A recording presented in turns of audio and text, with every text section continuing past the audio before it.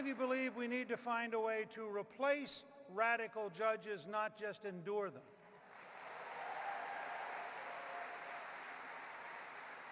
How many of you believe that we need to replace the Environmental Protection Agency with a brand new Environmental Solutions Agency that's fundamentally different? How many of you believe that English ought to be the official language of government?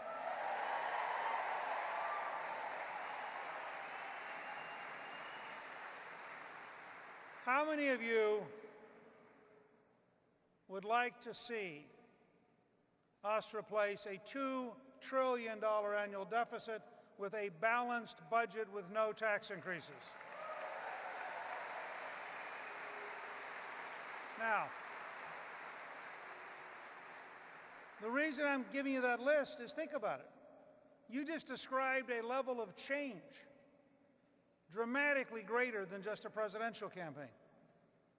And to achieve that level of change, I need you to be with me for the next 8 years, every day, bringing pressure to bear on the Congress, reporting back when things aren't working. And remember, if you want to implement the 10th Amendment and return power to the states and the communities, as we shrink the Washington bureaucrats, we need to grow the citizens back home. So this is a decisive difference.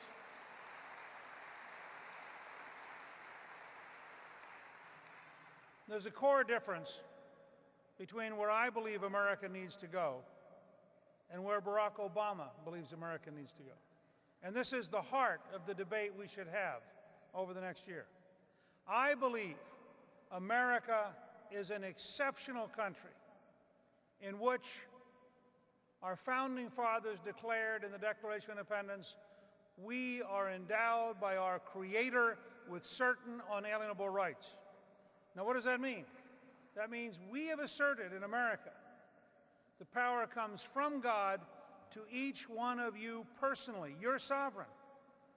You loan power to the state, which is why our Constitution begins, we the people. It doesn't say we the judges, we the bureaucrats, we the politicians, we the people. And the central theme in this campaign is simple. Are we going to remain citizens in which the government is subordinate to us? Or in the European socialist model, are we going to become subjects in which we are subordinate to the government? I believe the American people will overwhelmingly repudiate Obama's radicalism and insist on remaining citizens endowed by God with rights that no politician can take away. Now,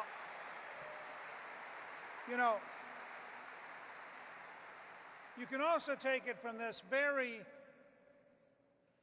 sophisticated model of empowerment and come down to the most practical policy. Barack Obama has been the best food stamp president in American history. He has killed more jobs and put more people on food stamps than any president in modern times. I would like to be the best paycheck president in American history.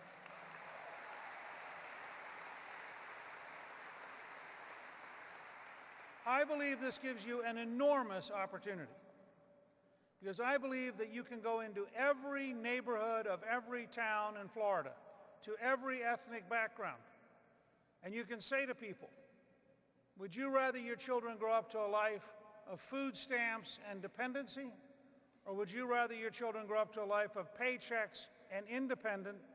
And you're going to find in every community a huge majority that would rather have a chance to earn a living, to pay taxes, to be independent, to be a citizen and not a subject. And I think that we become the paycheck party and the Democrats become, as they have earned, the food stamp party.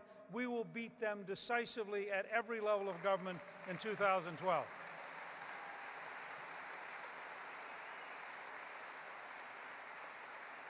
Now, I have to confess, the other night when I was here, I wasn't fast enough. When they asked that last question about Vice President, what I should have said was, you know, I don't want to choose between the people who are up here on the stage because Marco Rubio isn't up here.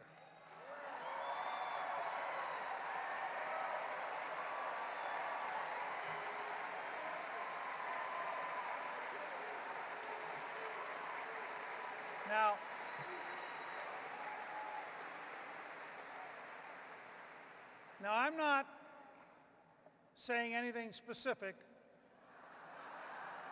about a choice to be made next summer, but I have to tell you,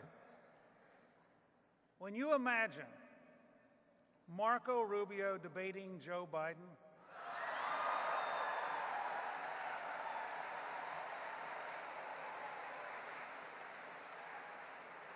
I mean, the contrast between American common sense and liberal nonsense would be so big. So I just want you to know, I did not make a commitment,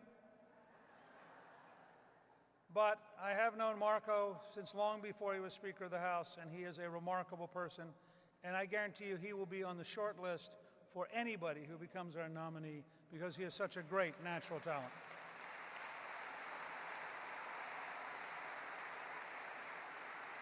Now, speaking of debates, and I don't know how many of you feel this way, but I think when you have 7 or 8 of us up here and you get 30, one of the questions I asked the other night, they said, each of you gets to answer this and you get 30 seconds. And I thought, it's a little difficult to explain what your policy towards the entire Middle East will be in 30 seconds because you can't even name all the countries towards which you would have a policy. But in the fall next year, we will have 2 candidates. The incumbent president, who I assume will be renominated, although with each passing week you have to wonder.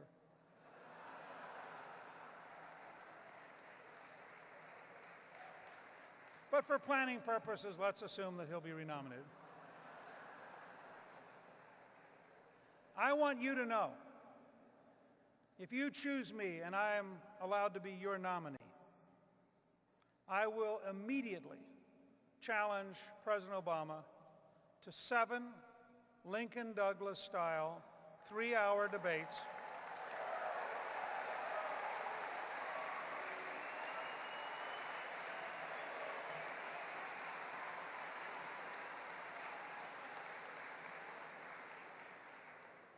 The Lincoln-Douglas debates were the most important debates in American history.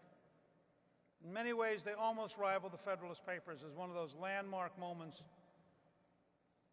The United States was making 2 giant decisions. Would freedom or slavery define the country?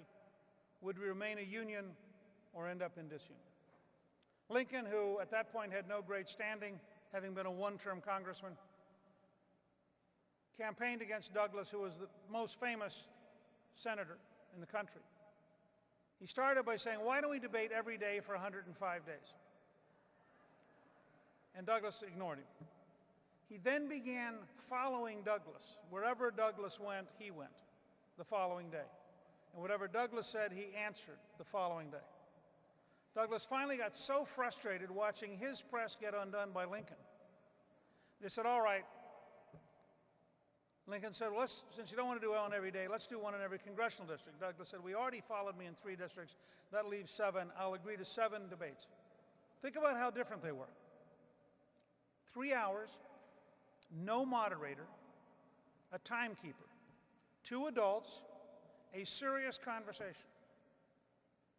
Now imagine with President Obama that we could have the following. Let's start with a general debate. I'm proposing this. I mean, he will negotiate. And let me say up front, because I want to be fair to him.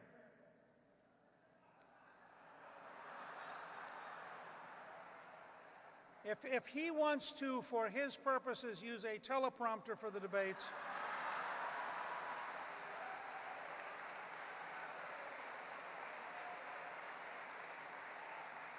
I'd understand that. And it's okay. One of the debates will be on health care.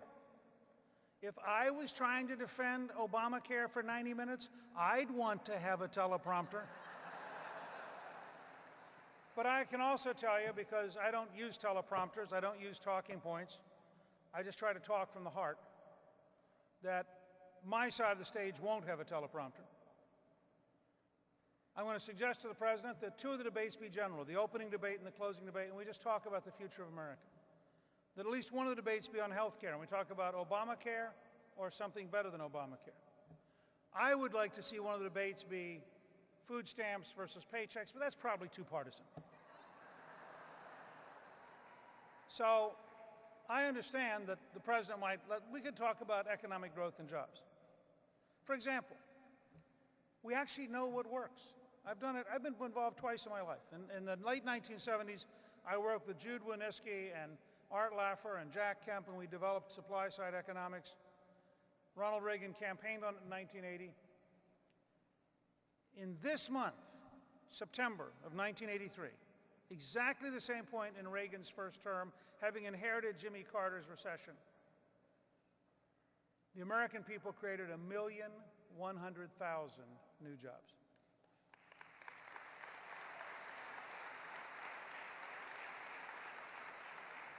I think the American people would find it very educational to have a mature adult conversation about whether class warfare and bureaucratic socialism kills jobs and whether free enterprise and entrepreneurs and small businesses create jobs. And I think giving the President a chance to explain his view to the country would be good. But let me close, because you need to understand this. If money is all that matters, and that's what the press likes to cover, if money is all that matters, Barack Obama will get reelected because he is going to raise more money with the power of the presidency than any Republican. I don't believe money is all that matters. I believe what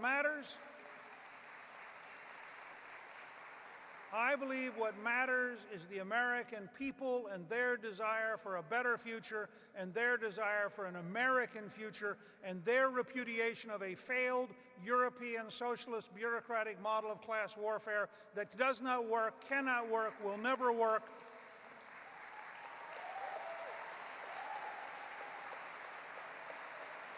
If you agree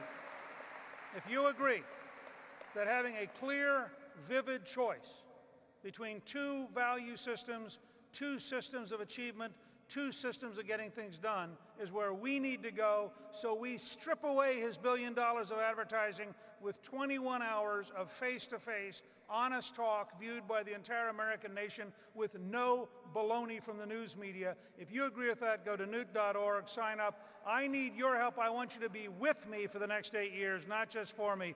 Thank you. Good luck, and God bless you.